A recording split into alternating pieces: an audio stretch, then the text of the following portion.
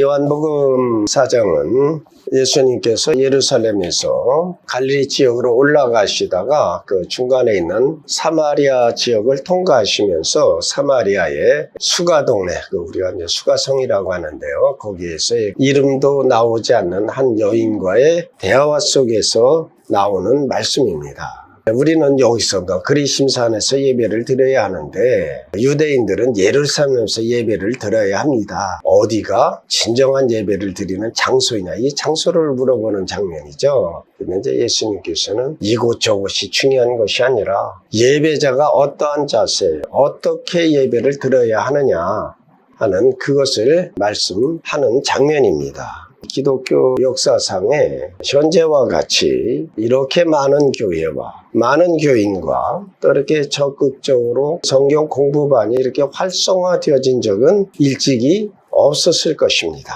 그러함에도 불구하고 진정한 영적 예배가 지금처럼 낮은 수준으로 떨어진 적이 있었는지는 의문입니다. 현재 많은 교회들이 참된 예배의 방법을 잃어버리고 또한 그 내용도 상당수 혼합되어지고 그 대신에 어떤 프로그램으로 자리를 차지하고 있는 것이 사실입니다. 예수님께서 친히 예배에 대하여 이렇게 말씀하십니다. 아버지께 참되게 예배하는 자들은 영과 진리로 예배할 때가 오나니 곧 이때라. 아버지께서는 자기에게 이렇게 예배하는 자들을 찾으시느니라. 하나님은 영이시니 예배하는 자가 영과 진리로 예배할지니라. 오늘 본문인 이 말씀은 예배의 본질과 필요성에 대해 말씀해 주고 있습니다. 예배의 방법과 내용을 말씀하시는 것입니다. 우리가 살피고 있는 요한복음에는 우리 성경에는 그 강조점이 잘 드러나고 있지를 않지만은 해야만 한다라는 세 큰 대목이 있습니다. 그러니까 해도 좋고 안 해도 좋은 것이 아니라 반드시 해야 한다. 영어의 그 머스트죠. 첫 번째 경우가 요한복음 3장 7절인데요. 내가 네게 거듭나야 하겠다는 말을 놀랍게 여기지 마라. 그러니까 거듭나야만 한다. 두 번째가 3장 14절인데요. 모세가 광야에서 뱀을 든 것 같이 인자도 들려야 하리니. 예수님께서는 인자도 들려야만 한다라고, 그러니까 십자가에 달려야 한다라고만 말씀하셨습니다. 그리고 세 번째가 오늘 우리가 살펴볼 본문에 해야만 한다는 것을 말씀합니다. 24절에 하나님은 영이시니 예배하는 자가 영과 진리로 예배할지니라. 영과 진리로 예배해야만 한다. 즉 예배는 온 마음을 다하여 성경에 계시된 하나님의 진리와 온전히 일치하여 하나님을 경배하는 본질적인 것입니다. 예배는 하나님을 경배하는 본질적인 것인데 그것은 온전한 마음과 성경에 계시된 하나님의 진리를 가지고 하나님을 예배하는 것입니다.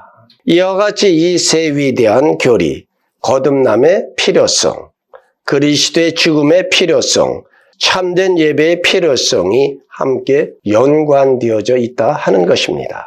오늘 본문의 대목이 예배의 본질과 필요성에 대하여 다뤄주고 있습니다. 자, 그러면 예배는 무엇입니까? 우리가 워십 그랬는데 고대 영어에는 워십이라는 말이 없었어요. 그러니까 워십이라는 말은 워스와 쉽의 합성어로 하나님을 예배함으로 하나님을 진정으로 가치 있는 분으로 인정하고 다른 말로 하면 합당한 가치를 하나님께 드리는 것입니다. 이를 풀어 설명하자면 하나님을 찬양하거나 하나님의 이름을 영화롭게 하는 것입니다. 그러면 하나님의 참된 가치는 무엇인가? 그리고 우리가 어떻게 그것을 의식하게 되느냐 하는 것입니다. 예수님께서 이에 대하여 하나님의 진실한 가치를 인정하는 자들은 영과 진리로 예배해야 한다라고 말씀하십니다. 다시 말하면 진리로 예배하여야 합니다. 왜냐하면 진리는 하나님의 본성과 관계되어지는 것이기 때문에 그러합니다.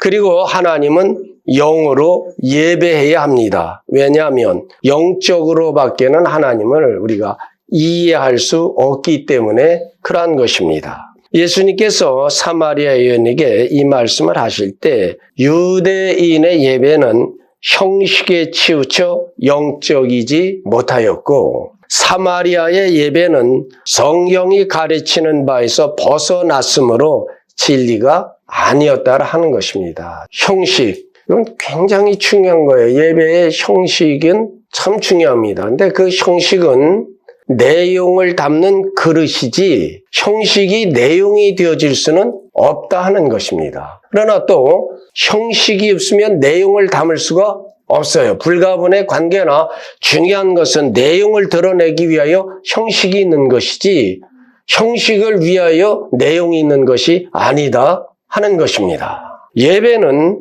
어디에서가 아니라 무엇으로 또 어떻게 드리느냐가 관건입니다. 어디에서가 아니라 무엇으로? 영으로 어떻게? 계시에 따라 드리는 것이 참된 예배입니다. 형식의 문제가 아니라 예배자가 예배의 대상인 하나님과 어떤 관계를 맺느냐에 따라 참과 거짓으로 구별되어지는 것입니다. 영이란 말은 헬라어의 푸뉴마인데 성령을 가리킬 때도 푸뉴마를 사용합니다. 인간의 영을 가리킬 때도 푸뉴마라는, 그러니까 하나님의 영, 인간의 영, 이걸 다 동일한 말을 사용하고 있습니다. 물론 예배는 성령님께서 우리의 마음속에서 예배하도록 감동하실 때에만 하나님께 진정한 예배를 드리게 되어집니다. 하나님께서 연락하시는 예배는 성령께서 함께 하시는 예배입니다. 오늘 본문에서 영과 진리로 예배할 때가 오나니 또한 하나님께 예배하는 자는 영과 진리로 예배할지니라. 여기서 영은 성령님을 가리키는 것이 아니라 인간의 영을 말씀하시는 것입니다. 즉 인간의 심령에서 하나님을 찾는 것을 말합니다. 우리 개역 성경에는 그랬죠. 신령과 진정으로 예배할지니 신령으로 온전한 마음과 순전한 마음으로 하나님께 나와야 한다는 것입니다. 예수님께서 자신의 죽으심과 부활을 통하여 열릴 시대에 예배 장소는 문제가 되지 않을 것이라고 가르치고 계신 것입니다. 먼저 이렇게 해놓으면 장소는 중요한 것이 아니래. 또 이럴까봐 다시 말씀을 드려야 되죠. 이 말을 곡해하여 아무 곳에서나 예배하면 된다는 뜻이 아닙니다. 예수님의 가르침의 뜻은 어느 사람이라도 바른 장소에 있다거나 어떤 바른 일들을 행한다는 것으로만 그것이 예배로 인정되지는 않는다는 것입니다. 어느 사람이든지 그가 어느 곳에 있든지 심령으로 예배해야 한다는 것을 가리키는 말씀입니다. 오늘의 많은 사람들이 몸으로만 예배합니다. 주일날 되면 습관을 따라 예배당에 나와서 여기 몸만 앉아있지 지금 정신은 저 가게에 가서 앉아있고 어디 커피숍에 가서 있고 어저께 보던 연습곡 어떻게 될까 이건 예배가 아니라는 것이에요. 하나님은 그것을 받지 아니하신다. 몸은 여기 있으나 마음은 얼마든지 딴 곳에 있을 수 있다는 것이죠. 이것은 예배 드린다. 위형적으로는 그렇다 할 수 있으나 실제는 그렇지 않다 하는 것입니다. 참된 예배는 영혼 육, 즉 전인을 다하여 하나님을 사모하는 마음을 가지고 하나님의 사랑과 지혜와 아름다우심과 진리와 거룩과 긍휼과 자비와 은총과 능력과 하나님의 모든 선하신 성품들을 생각하고 감사하며 하나님께 찬양을 드릴 때 되어지는 것입니다. 또 여기에 각 교단들이 진행하고 있는 예배 의식들에 관한 것입니다. 우리 장로교는 장로교식에 하나님께 드리는 예배의 방법이 있고, 감리교는 감리교의 방법이 있고, 침례교는 침례교의 방법이 있습니다. 어느 것이 더 중요하다, 귀하다, 우리는 그렇게 말하는 것이 아니라 각 교단들의 예배하는 그 의식이 참여하는 성도들이 어떻게 하나님께 집중하고 하나님이 받으실 만한 이 예배의 형식을 갖추느냐가 중요한 것이지, 어느 의식이, 그러니까 우리가 지금들 그래요. 찬양단들, 날로 갈수록 화려해진다는 것이 잘못됐다는 말이 아니라, 그로 말미암아 하나님께 집중하지 못하게 한다면, 저 찬양대 저 브라스 밴드가, 오늘 누구의 알토가 무슨 소프라노가 뛰어났어. 이건 예배에 방해가 되는 거예요. 그래서 어느 깨어있는 교회가 찬양단을 앞에 두지 않고 뒤에 두는 데가 있어요. 무엇이에요? 하나님께 초점을 맞추기 위하여. 사랑하는 성도들이요, 예배는 하나님께 초점을 맞추고 그분의 얼굴을 구하는 것입니다. 그러니까 우리의 예배의 모든 의식은 정말 어떻게 우리의 온 관심을 하나님께 집중시킬 수 있느냐에 초점이 맞춰져야 되는 것입니다. 우리를 하여금 예배의 그 크고 본질적인 목적에 집중할 수 있도록 하시기 위하여 우리는 끊임없이 기도하셔야 되는 것입니다. 자, 끝으로 우리가 하나님께 드리는 참된 예배는 영어로뿐만이 아니라 진리로 드려지는 예배임을 주목해야 합니다. 그러면 진리로 하나님을 예배한다는 뜻은 무슨 뜻이냐? 첫째는 진실로 진정한 마음으로 하나님께 나아가야 한다는 뜻입니다. 정직하고 온 마음을 다드려 하나님께 나아가야 합니다. 자, 예배의 본질 중에 하나가 뭐예요? 우리의 정직함입니다. 우리가 우리의 죄를 숨기면 하나님 우리를 듣지 아니하십니다. 또 여러분 그런 것이에요. 너희가 하나님의 말씀에 율법의 귀를 막고 드리는 기도도 뭐다? 가증하니라. 그러니까 우리는 어떻게 돼? 하나님께 숨김이 없는 진실한 마음으로 통의와 자복함으로 하나님께 나오는 것입니다. 예수님께서 마태복음 15장 8절에서 이 백성이 입술로는 나를 공경하되 마음은 내게서 멀도다라고 하셨습니다. 예수님의 교훈을 따르면 예배자가 자신의 마음에 정직함을 가지지 아니한다면 어떠한 예배도 참된 예배는 아니다 하는 것입니다. 그래서 우리 기독교의 삶이 뭐예요? 성실함과 정결해야 하는 겁니다. 예수님께서 산상순 중에 이르시기를 예물을 제단에 드리려다가 거기서 내 형제에게 원망 들을 만한 일이 생각나거든 예물을 제단 앞에 두고 먼저 가서 형제와 화목하고 그에 와서 예물을 드리라고 하셨습니다. 우리의 예배가 하나님께 온전히 연합되기 위해서는 예배자의 마음에 걸림이 없어야 한다는 말씀입니다. 그러니까 지금 내가 근심, 걱정, 또 무슨 세상의 분주함 이것을 참으면서 우리 목사 언제 설교 끝나지? 오늘따라 왜 이렇게 길지? 그 자체가 하나님 연락하시지 않는다는 거예요. 네가 여호와께 제물을 드리려고 제물을 가지고 하나님 전에 나왔다가도 네가 어느 사람과 불편한 관계가 생각이 나거든 제물은 성전에 두고 가서 먼저 사화하고, 그러니까 걸린 마음이 없이 네가 나에게 온 마음을 쏟을 수 있는 그런 마음을 가지고 나와서 예물을 드려라. 그래서 이 사도 바울은 이를 그러므로 형제들아 내가 하나님의 모든 자비하심으로 권하노니 너희 몸을 하나님이 기뻐하시는 산제물로 드리라.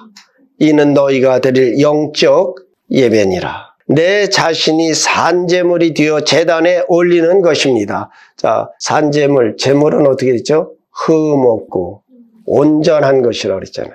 우리는 예배하는 척을 해서는 안 되는 것입니다.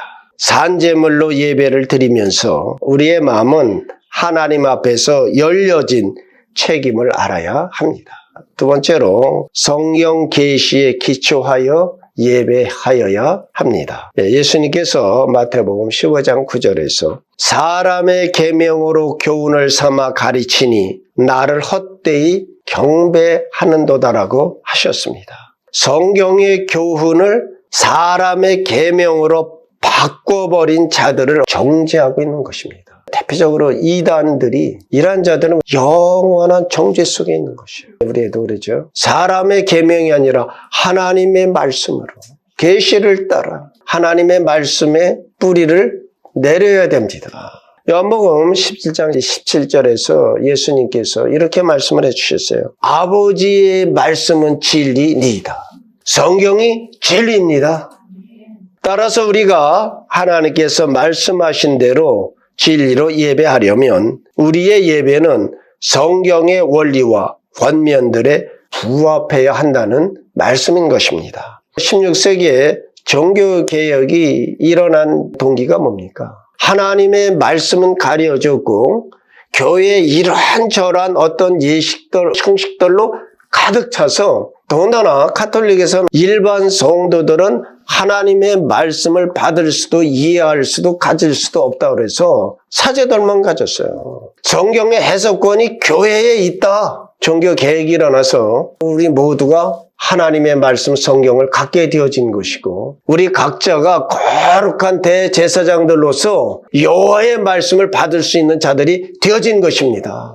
그러니까 성경을 부지런히 보십시다. 이게 그냥 이루어진 것이 아니에요. 우리의 믿음의 선조들이 어느 분은 화형을 받고 어느 분은 목이 잘려지고 어느 분은 매 맞아 죽으면서 이것을 각국의 언어들로 영어로 옮기고 무엇을 하여서 오늘 우리에게까지 오게 된 것입니다. 성경의 역사는 순교의 역사이기도 한 것입니다. 종교개혁을 일으켜서 요한 칼빈 같은 경우는 그러죠. 제단과 성상과 그림, 이 모든 것을 다 내어몰고 강대상을 성전 중앙에 놓고 하나님의 말씀이 우선이라는 말씀의 권위를 세우게 되어진 것입니다. 결국 진리로 하나님께 나아간다는 것은 그리스도 중심적으로 하나님께 나아가야 한다는 뜻입니다. 이 말이 그리스도 안에서라는 뜻입니다. 왜냐하면 하나님께 나아가게 하는 하나님이 주신 길이 예수 그리스도 안에 있기 때문에 그러합니다. 요한복음 14장 6절에서 예수님께서 이렇게 말씀하십니다. 나는 길이요 진리요 생명이니 나로 말미암지 않고는 아버지께 올 자가 없다라고 하셨을 때 바로 그 점을 뜻하신 것입니다. 구약에는 다 제사 드렸습니다. 그러나 이것은 이미 구약으로부터 예수 그리스도 중심적으로 예표로 상징적으로 오늘 우리에게 드러내 주신 것이요. 성막은 그냥 우연한 산물이 아니라 하나님이 시내산에서 모세에게 성막 자체를 보여주셨어요. 계시하셨어요. 그래서 그것을 그대로 이 땅에 구현해 놓은 것입니다. 그러니까 구약의 제사제도 또는 성막은 모두 예수 그리스도를 예표하여 주어진 것들이다 하는 것입니다. 성막은 하나님께 나오는 길을 가리켰습니다. 제사를 드리기 위한 제단과 정결케 하기 위한 놋대야 성소와 제성소를 갖춘 성막을 생각해보면 사람이 어떻게 하나님께 나가야 되는지에 대한 완벽한 예표가 되어집니다. 자, 우리가 이제 한번 성막을 들어갑시다. 자, 동쪽의 문으로 들어가면 첫 번째 만나는 것이 놋제단입니다. 이 제단은 그리스도의 십자가를 예표해주고 있습니다. 피 흘림이 없이는 죄 사함이 없음을 가르치며 세상 죄를 지고 가는 하나님의 어린 양에게 시선을 모으기 위하여 그 제단이 우리에게 주어졌던 것입니다. 그 다음에 성막으로 들어가기 전에 바로 물두멍이라고도 하고 놋대가 놓아졌죠. 제사장들이 거길 들어가려면 자기의 몸을 정결하게 씻어야 했습니다. 그러니까 이것은 정결함의 상징입니다. 우리의 죄를 고백하여 그리스도와 교제하기 위한 정결이다 하는 것입니다. 그리고 이제 성막 안으로 들어가면 바로 진설병, 떡을 진설하는 떡상이 누워있어요. 이것은 그리스도의 몸을 가리키는 생명의 떡을 가리키는 것입니다. 성소와 지성소 사이에 향단이 놓아졌죠. 이것은 예수 그리스도의 이름으로 올려드리는 우리의 모든 기도가 하나님께 상달되어지는 것이죠. 그리고 성소에서 지성소로 들어가면 천으로 가려져 있죠. 근데 이것이 예수 그리스도께서 십자가에 달려 모든 것을 다 이루었다 하실 그 순간에 성전의 성막이 위에서 아래로 찢어졌어요. 이것은 여호와 우리 아버지 하나님께서 이제 성전 제사가 아니라 이제 누구든지 은혜의 보좌로 나올 수 있는 새롭고 산 길을 열어 주셨다. 그 지성소로 들어가면 거기에는 언약궤라고도 하고 법궤라고도 하는 궤가 놓여 있죠. 십계명들은 그것을 덮은 것을 시은좌라고도 하고, 그러니까 하나님이 우리에게 은혜를 베푸시는 자리다. 그래가지고 시은좌라고 하고, 또 하나는 우리의 죄를 덮어주신다. 그래서 속죄소예요. 그러니까 여러분, 속죄소, 시은좌, 언약궤 뚜껑을 열면 무엇밖에 없다? 심판밖에 없다는 거예요. 정죄밖에 없는 것이에요. 우리 누구가 하나님의 율법을 완전히 지킨 사람은 아무도 없습니다. 그래서 하나님이 시은좌를, 속죄소를 덮어주셔서, 그러면 1년에 1차의 대제사장이 백성의 죄를 하기 위하여 이제 염소의 피를, 양의 피를 가지고 그 시은좌에 뿌리는 것이에요. 그래서 속죄를 받게 되어지는 것입니다. 이것이 무엇입니까? 그리스도의 피로 우리는 하나님의 임재 속에 들어갈 수 있는 것입니다. 대제사장은 거기 가서 하나님의 음성을 들어요. 여러분, 예수 그리스도의 피를 가지고 그 공로를 의지하여 하나님의 임재의 상징인 여호와의 보좌 앞으로 나가시는 성도들 되어주시기를 축복드립니다. 하나님께 나아가는 다른 길은 구약에도 없었고 신약에 오직 예수 그리스도, 우리는 하나님께 주신 길로 나아가야 하는 것입니다. 인간이 만든 어떤 길로도 하나님께 나아가서는 안 됩니다. 하나님은 영이시니 예배하는 자가 영과 진리로 예배할지니라. 우리 기독교의 예배는 인간 삶 속에서 일어날 수 있는 일 가운데 가장 기념비적이고 가장 영광스러운 일입니다. 하나님께서 받으시는 참된 예배자들이 다 되어지셔서 예수 그리스도 안에서 하나님이 우리에게 주시는 모든 복을 누리시는, 그리고 하나님과 진정한 교제와 교통을 이뤄가는 복된 인생들이 다 되어지시기를 우리 주 예수 그리스도의 이름으로 축원드립니다. 기도하시겠습니다.